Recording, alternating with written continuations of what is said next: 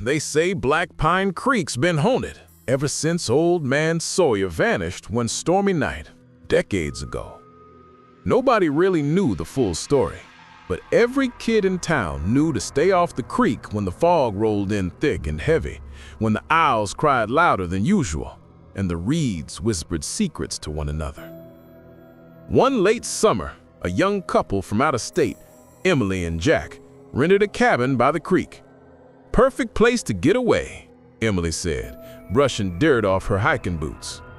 Jack laughed. "Just you and me, no worries."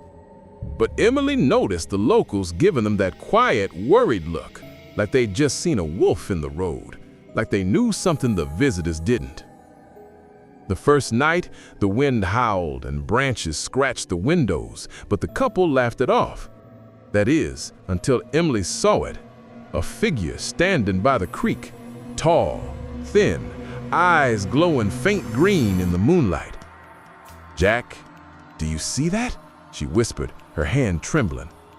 Jack squinted. "It's probably a trick of the fog," he said, forcing a grin. But the figure didn't move, didn't breathe, just stood there, watching. The next morning, the bartender at the tiny diner warned them again. "Don't go near the creek after dark," he said, polishing glasses. "They call him the Hollow Man. Lost his body years ago, they say, but his shadow still walks the banks. Folks who get too close, well, they never come back the same." Emily tried to shrug it off, but at night, the noises started. Soft tapping at the windows, whispers in the breeze, the unmistakable sound of footsteps in the mud. Jack dismissed it as animals, but Emily couldn't sleep. Every time she closed her eyes, she imagined the Hollow Man standing at the edge of the cabin, just out of reach, staring. On the third night, the fog rolled in thicker than ever. Emily awoke to a faint creaking sound outside, soft but deliberate, like someone walking slowly on wet boards. She peeked through the curtain, and there he was, closer than ever, holding what looked like a lantern, though its light was pale green and flickering, not quite real. Her breath caught in her throat. "Jack," she hissed. Jack stirred, muttered something, and turned over, still asleep. Emily's heart pounded. She knew she had to do something, but the moment she stepped toward the door, the creaking stopped. In the fog, she saw dozens of shadows moving along the creek, all converging toward the cabin. Each shadow seemed to have no feet, sliding silently over the mud. The next day, Emily and Jack tried to leave, but their truck wouldn't start. The engine sputtered, died. Jack went to check the tires, while Emily stayed by the cabin door, watching the fog drift like thick smoke. And then she saw the figure again, the Hollow Man, standing at the edge of the fog, pointing directly at her.